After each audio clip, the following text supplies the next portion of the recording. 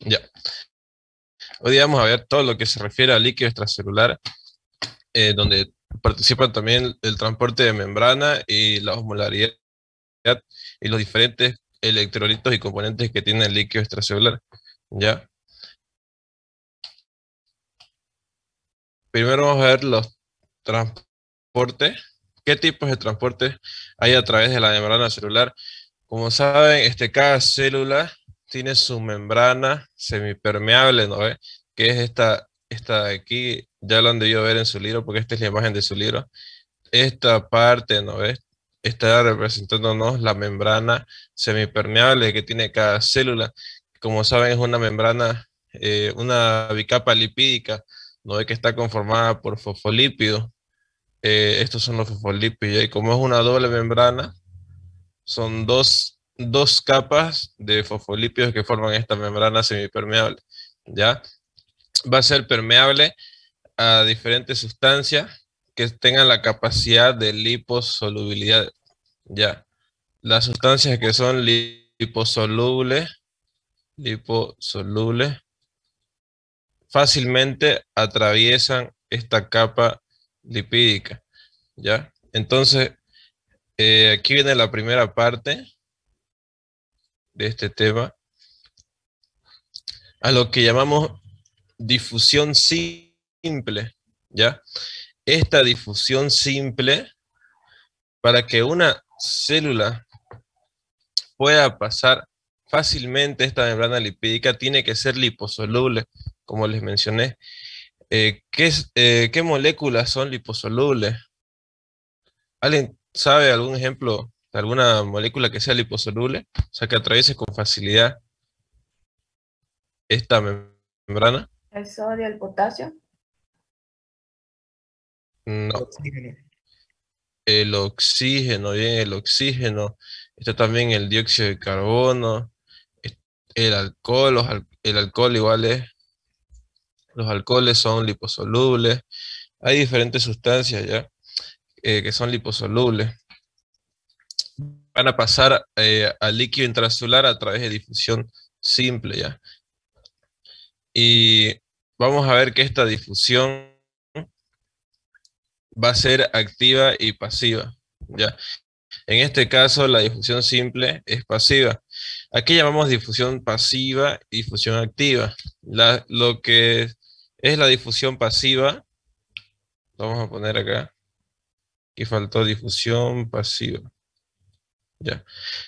La difusión pasiva no gasta ATP, ya no depende del ATP, no consume energía, ya. Esto es lo importante. En cambio, el transporte activo sí gasta ATP, ya. Luego está la difusión facilitada. Esta difusión facilitada tampoco gasta ATP, ¿ya? No necesita el ATP, porque también es un transporte pasivo. Pero lo que sí necesita es esta proteína de canal, ¿ya? Esta proteína de canal, como podemos ver acá,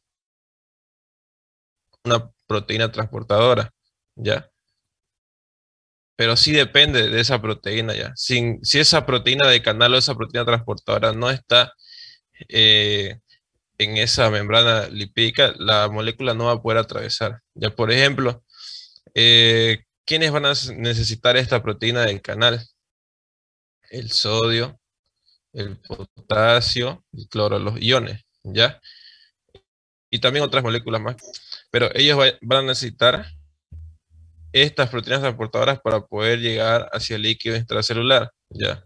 Acuérdense que este es el líquido extracelular, este es el líquido intracelular.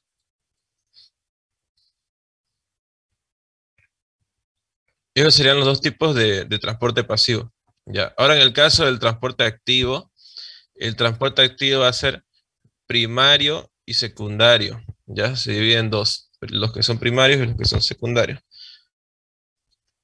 El transporte primario,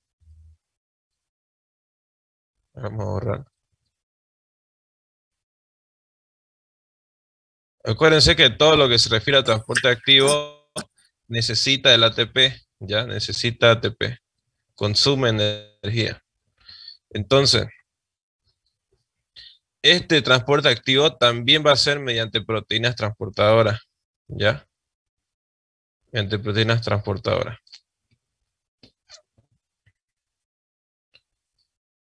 Por ejemplo,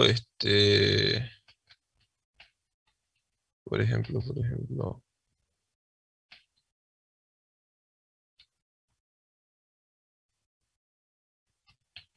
A ver, un ratito, creo que puse una imagen por acá.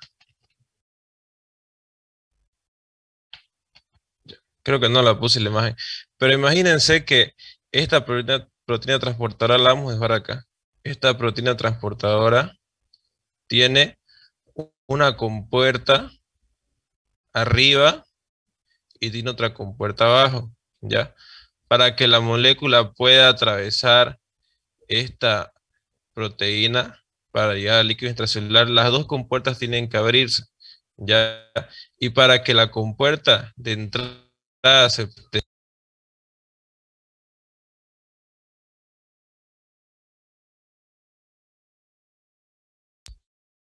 para que la compuerta de entrada se pueda abrir se necesita ATP, ¿ya? Entonces, al abrirse esta compuerta, las moléculas pueden ingresar hacia el líquido intracelular, ¿ya? Ese es el transporte activo. ¿Y cuándo se va a generar? ¿Cuál es la diferencia de que gaste o no gaste ATP? ¿Ya? Aquí tiene la diferencia principal entre difusión pasiva y difusión activa, pero un transporte activo y transporte pasivo. Y el por qué una gasta ATP y por qué la otra no gasta ATP. Ya, de un segundo voy a poner otra imagen, o creo que aquí está la pizarra. Ahí está la pizarra.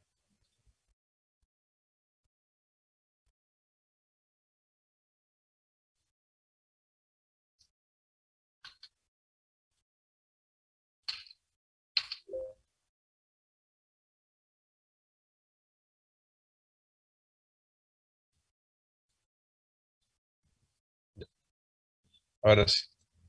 Entonces, ¿por qué gasta ATP y por qué el otro no gasta ATP? Es que el transporte pasivo,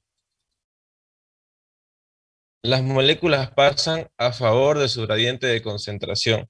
¿Ya? ¿Qué es el gradiente de concentración? Es la cantidad de esas moléculas que se encuentran en dicho líquido extracelular. Por ejemplo, aquí vamos a tener estas moléculas, lo vamos a representar así.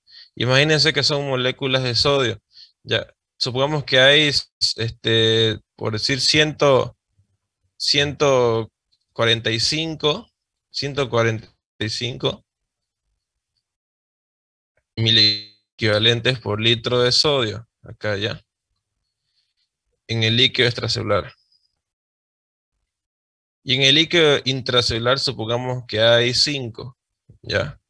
Hay 5 de sodio, 5 miliequivalentes por litro. Entonces, ¿dónde hay más cantidad de sodio? ¿En el líquido extracelular o en el intracelular? Les pregunto. Extracelular. Acá no, ¿eh?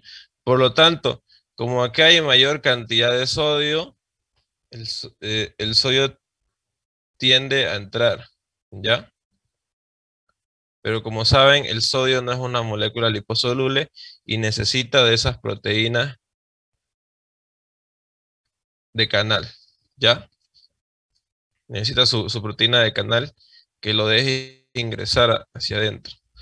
Entonces, eso es el gradiente de concentración. Donde haya mayor cantidad de sodio, tiende a moverse al lugar de menor cantidad, ¿ya? Es como si estas moléculas chocaran contra esta membrana semipermeable, estuvieran rebotando, porque eso es lo que hacen las moléculas, están libres y están rebotando, y como hay gran cantidad acá en el líquido extracelular, tienden a entrar hacia el líquido intracelular. Eso es el favor de gradiente de concentración. Pero ahora, ¿qué pasa con el transporte activo? El transporte activo va en contra de este gradiente, ¿ya? Supongamos un ejemplo del transporte activo es la bomba sodio-potasio, ¿ya? La bomba sodio-potasio, ¿alguien sabe qué es lo que hace la bomba sodio-potasio?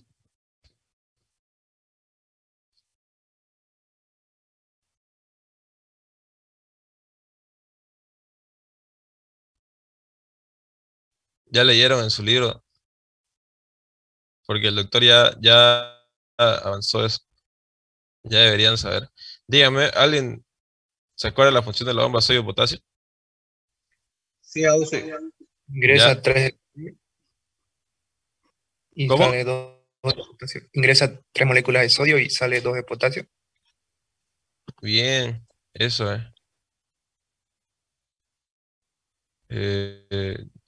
Esa es la función. Ya, aquí lo vamos a representar. Sale 3 de sodio e Y entran dos de ingresa potasio. 2 de potasio, ¿no es?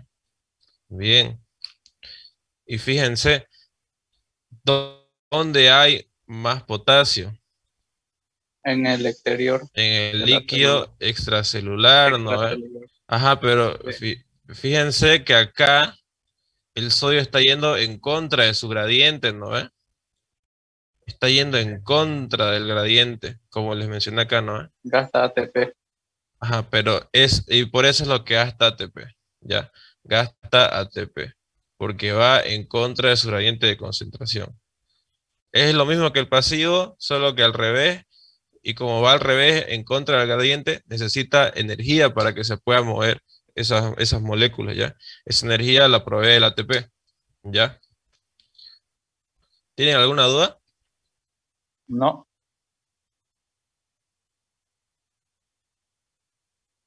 Ya. Este, vamos a ver. Aquí la dejé la bomba sodio potasio. Acá está, muchacha.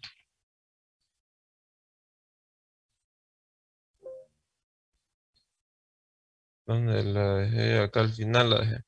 Fíjense, esta es la bomba sodio potasio. Ya está acá. Que les vuelvo a repetir. Y es pregunta de examen, no se olviden. Salen al líquido extracelular 3 moléculas de sodio e ingresan 2 moléculas de potasio al intracelular. Ya. Después vamos a ver por qué se produce, o sea, cuál es la importancia que tiene esta bomba. Y fíjense, el ATP se consume en ADP más una molécula de fósforo. O sea, este ATP, que son 3 moléculas de fósforo, ¿no ves? Se desdobla en ADP más una molécula de fósforo. Y este desdoblamiento del ATP, esta separación es lo que provoca el golpe de fuerza, lo que da energía, ¿ya? Esta es lo que provoca energía, para que el sodio pueda ir en contra de su gradiente de concentración, ¿ya? Este es el ejemplo más preciso de lo que sería el transporte activo, primario o secundario. Primario. Primario. Primario, ¿no? Primario, ya. Ahora vamos a ir con el transporte activo secundario. A ver,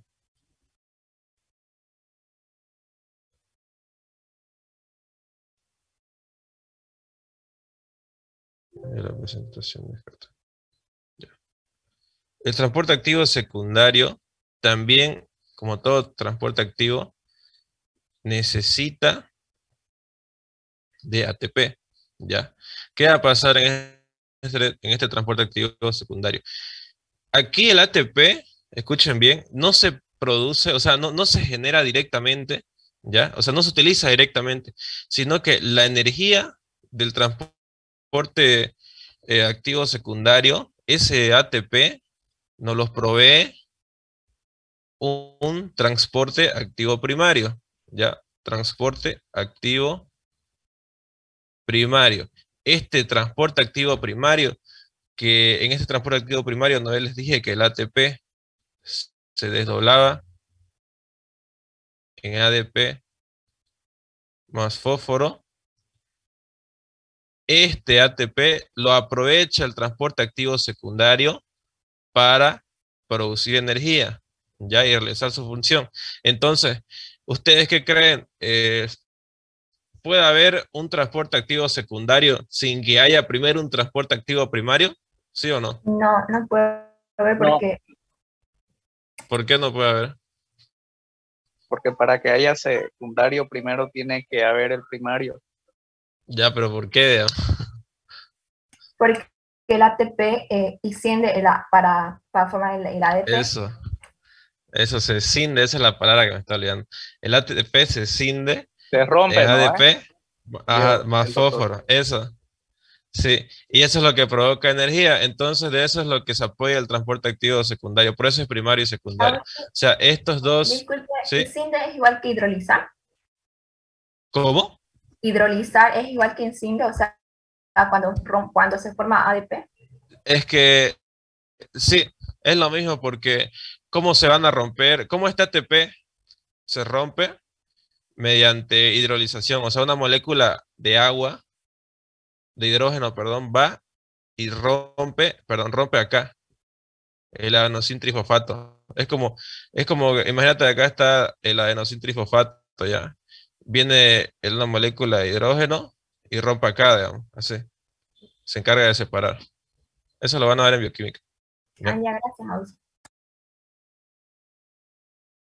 Es lo mismo. Entonces, ¿qué clases de cuántos transportes activos secundarios tenemos? El Solamente dos. cotransporte y el contratransporte. Fíjense que son dos. Co y contra, no se vayan a confundir. Co y contra, ¿ya? Los dos necesitan del transporte activo primario. ¿Por qué? Porque el transporte activo primario es el que les da la energía, ¿ya? Ahora, ¿qué ejemplos tenemos de cotransporte? Más característico es el de la glucosa, ¿ya? Sodio, glucosa. El transporte sodio, glucosa. O sea, aquí la glucosa lo que va a buscar es entrar hacia el líquido intracelular. ¿En qué células podemos encontrar este transporte? En los enterocitos. Los enterocitos eran células de qué tejido? ¿No ve que tenían una forma cilíndrica? ¿Alguien se acuerda? Histología. Y aquí Del tubo digestivo. Intestino delgado. del intestino delgado, sí. Entonces, los enterocitos, ese transporte se llama SGLT,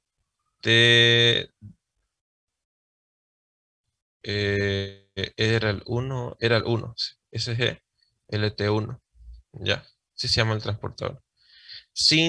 Creo que sin transportador, no, transportador de sodio, glucosa, aquí está. Es- Esta S es de sodio, este G es de glucosa y la T de transportador. Y el 1 ya es porque hay diferentes SGLT. El del riñón es SGLT2, ya. El de los enterocitos, si no me equivoco, es SGLT1, ya. Entonces, eso nos ayuda a absorber glucosa a nosotros a nivel del intestino. Entonces, aquí el sodio y la glucosa, los dos juntos van a ingresar del líquido extracelular hacia el líquido intracelular. Ya, ojo que los dos, este cuadradito, este rectángulo es una proteína transportadora, imagínense. Ya, entonces, los dos tienen su punto de unión, ¿ya? En esta proteína transportadora, los dos. Tiene un punto de unión para el sodio y otro punto de unión para la glucosa. Los dos tienen que estar en su punto de unión para que se pueda realizar el cotransporte. Ya, por ejemplo, si ya vino la glucosa y el sodio todavía no está acá, no puede haber cotransporte. Tienen que estar los dos en cada uno en su punto de unión. Ya, después recién los dos van a pasar juntos aquí. Pasa el sodio, pasa la glucosa. ¿Qué más? Cotransporte. Eso. Las dos moléculas entran juntas. Ahora, ¿qué pasa en el contratransporte? Aquí una molécula entra y otra molécula sale. ¿Dónde podemos ver esto? En el tubo digestivo. Ahorita les voy a decir. En el tubo digestivo entra sodio y salen hidrogeniones, ¿ya? ¿Por qué en el tubo digestivo? El estómago, como saben, produce el jugo gástrico, ¿no es? El jugo gástrico es ácido, tiene un pH ácido, ¿ya? Entonces, ese jugo gástrico, ¿por qué es ácido? Porque es rico en ácido clorhídrico, ¿ya? Y este ácido clorhídrico necesita estos hidrogeniones que provee este contratransporte, ¿ya? Entonces, aquí lo que están haciendo las células del estómago es secretar hidrogeniones al líquido extracelular, ¿ya? ¿Y cómo van a secretar estos hidrogeniones? También se le llama bomba de protones, ¿ya? Porque el hidrogenión tiene carga positiva. Bomba de protones. Entonces aquí también los dos tienen su punto de unión. Aquí está el del sodio y acá está el de hidrogenio. Los dos tienen que llegar a unirse, uno arriba, afuera, ¿no? Y el otro abajo, adentro del líquido extracelular. Cuando los dos están en su punto de unión, recién se realiza el contratransporte. La diferencia con el cotransporte es que aquí una molécula entra y la otra molécula sale. ¿Ya? ¿Tienen alguna duda?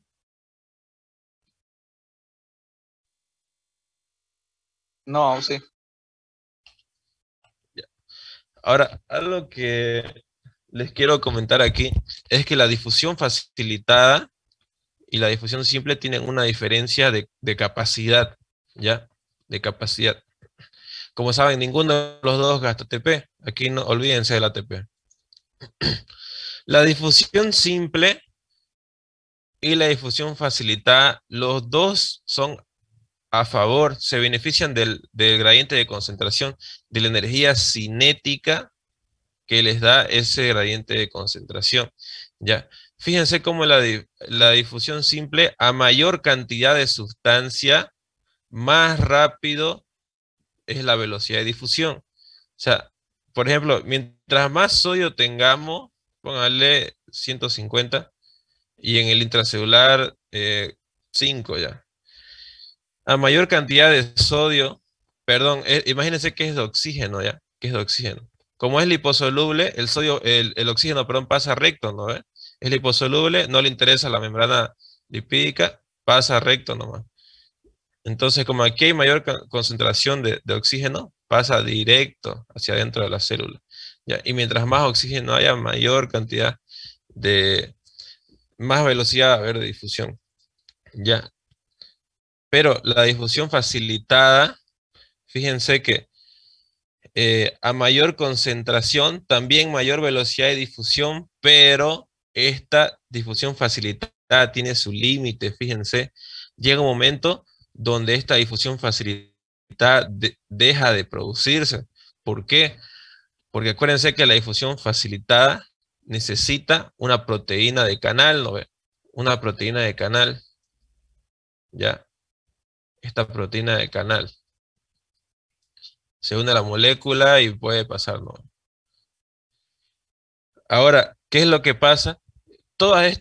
Imagínense que todas estas moléculas, estas proteínas de canales, perdón, estas proteínas de canales ya se saturaron. O sea, todas ya están llenas de sodio, ¿ya? Todas están llenas de sodio. Por lo tanto, la difusión facilitada deja de producirse. Se acaban esas proteínas de canal, ¿ya? No se olviden de eso. La difusión facilitada sí tiene límite, ¿ya? En cambio, la difusión simple no tiene límite, ¿ya? Esa es una diferencia importante. La facilitada sí es limitada. ¿Alguna duda de esto? No, sí. Ya. Y aquí, esto lo van a ver en su libro, igual, es lo que les comentaba. Este es el contratransporte de calcio-sodio. Aquí está el de sodio-glucosa, que ya les expliqué. Ahora este es un mapa conceptual, igual que es bueno, difusión simple, difusión facilitada, que son transporte pasivo, transporte activo, que se divide en primario, en secundario, no utiliza ATP, es lo mismo que habló. Las liposolubles atraviesan la membrana sin problema, como el oxígeno, el dióxido de carbono, y las no liposolubles necesitan su proteína de canal. Ya. Ahora esto lo han visto seguro y quedaron o pangas, ¿no? Porque hay fórmulas en el libro de medicina. Pero es que sí, fisiología es, o sea, es combinada con física. ¿Ya? Algunos temas, sobre todo el más horrible, donde hay harto de estas fórmulas, ya lo van a ver es en respiratorio. ¿Ya? Hartísimo, todo es fórmula. En respiratorio. No se la van a preguntar en el examen, pero de todos modos están en el libro esas fórmulas. Ya, estas fórmulas, las de Nernst y las de Goldman, yo he visto, o sea, yo preguntándole al auxiliar, me acuerdo en mi año, hace 2 años le pregunté si de verdad preguntaba esto y me dijo que sí, pero podía preguntar en práctica, así que tómalo en cuenta por si acaso, ¿ya? Esta ecuación de Nernst nos va a calcular la capacidad de difusión que tiene un ion, como siempre vamos a poner el ejemplo del sodio, ¿ya? La capacidad de difusión que tiene este ion. O sea, con qué facilidad atraviesa la membrana, ¿ya? Para eso está esta fórmula. Entonces, vamos a intentar resolver. Eso está en milivoltios. Milivoltios igual a... Esto es importante. ¿Qué signo tiene el sodio? ¿El sodio es catión o anión? ¿Qué es un catión y qué es un anión? A ver, ¿quién sabe? Catión con carga positiva. Y anión negativo. Ajá. El anión es negativo, ¿no? Y el catión es positivo. El sodio es un catión. Si sabemos que el sodio es un catión, esto es importante. ¿Por qué aquí hay más menos? ¿Ya? ¿Por qué hay más menos? Porque siempre se pone el símbolo contrario del sodio. Imagínense que acá hubiera un, este, un -1. ¿Ya? Esto no se acuerdan de colegio, ¿no? Positivo con negativo, negativo, ¿no? Si fuera negativo, negativo con negativo, positivo. Ya no los voy a complicar en eso. Solo pónganle el símbolo contrario ya. Como es del sodio es un catión, le ponemos el signo negativo. -61 por logaritmo de la concentración interior. Supongamos que en la concentración interior hay cuatro ya. Y la concentración exterior, ¿cuánto es la concentración de sodio que hay en el exterior? Es 145, 145. 145 le vamos a poner. Ya. A ver, denme un resultado. Saquen su calculadora o su teléfono.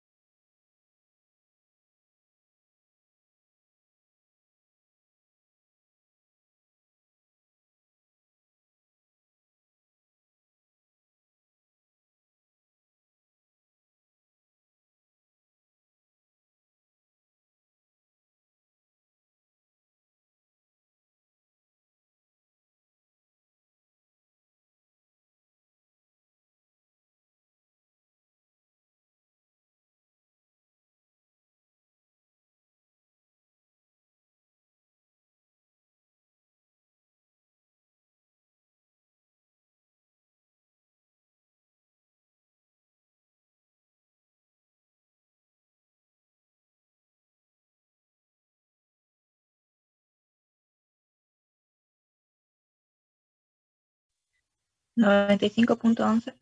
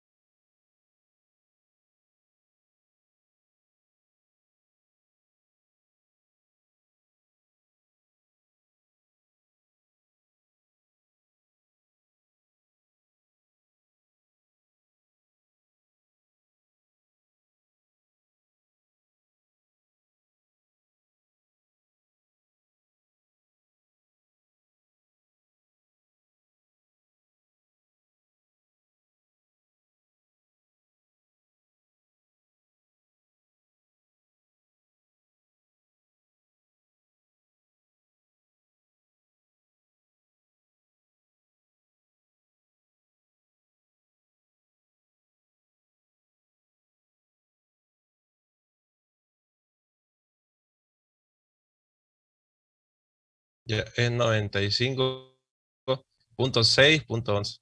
Ya.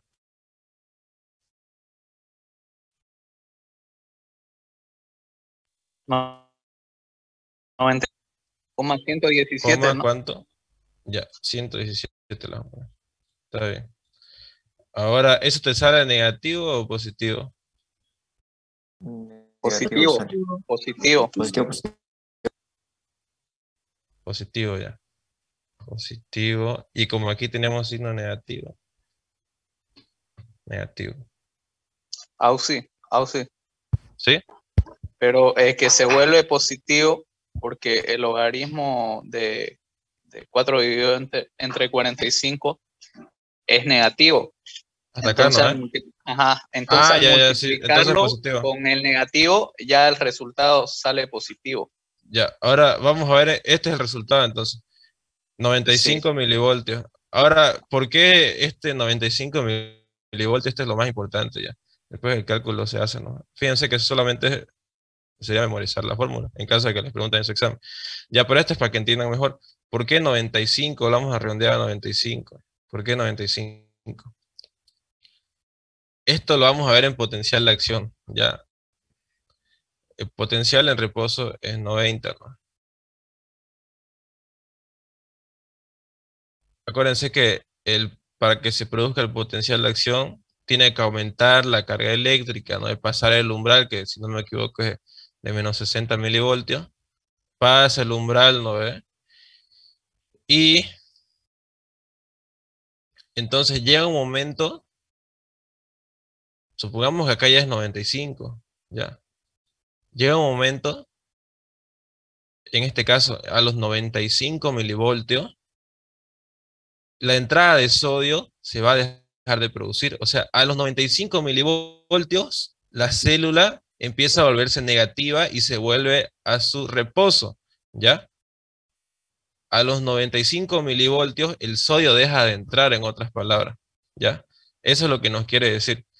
A los 95 milivoltios, el sodio ya no va a entrar a la célula. Se detiene la función de esa proteína transportadora. ¿Ya? ¿Entendieron? Sí, Auxi es como su límite. Ajá, aquí entra sodio, cuando se sobrepasa el umbral, se produce el potencial de acción, se abren los canales, entra sodio, entra sodio, entra sodio, y ya, cuando llega a 95, ya no entra más sodio. Ya. Ahora la ecuación de Goldman es más larga. Sí, una pregunta. ¿Sí? ¿Ahí qué sería Z en la... en la Sí, fórmula? yo igual me pregunté eso, no le dejo la. Es porque, o sea, no, es el cálculo del símbolo nomás. Del símbolo no es que se pone el contrario, que les dije. Sí. Sí, eso nomás. Y otra pregunta, Auxi, los valores de concentración interior y exterior, ¿eso son valores estables o nos lo da el caso clínico, el ejercicio en el examen? Claro, se los pueden dar el caso clínico, en caso de que no se los den ya, se los tienen que saber igual de memoria. Los intervalos entre líquido extracelular y líquido extracelular, cuánto de sodio hay en cada lado, cuánto de potasio, sobre todo los más importantes. ¿Cuáles son los más importantes que tienen que saber? Del sodio, del potasio, del cloro. Ya, ya, son los más importantes. Estos tres sí o sí tienen que manejarlo. O sea, el sodio siempre sería 4 en el intracelular y 145 en el extra. Ajá, pero imagínate que te ponga un paciente que tiene hipernatremia, ¿ya? O sea, que tiene gran cantidad de sodio en el líquido extracelular. Aquí ya no va a ser ni 150, puede ser 160, digamos. Entonces Ya, pero, depende del ejercicio. ajá, No depende tiene, del ejercicio. no Eso tiene, ya se fijan ustedes, no tiene eso ya lo ven intervalos ustedes. fijos, Auxi. En lo normal sí, digamos, pero puede ser que el doctor en el caso lo haga diferente, ¿no? Eso les digo. Gracias. Ya, voy a mandar otro link, vuelven a ingresar ya se va a acabar el tiempo. Rápido, sí, vuelvan a entrar, por favor. Recording stopped.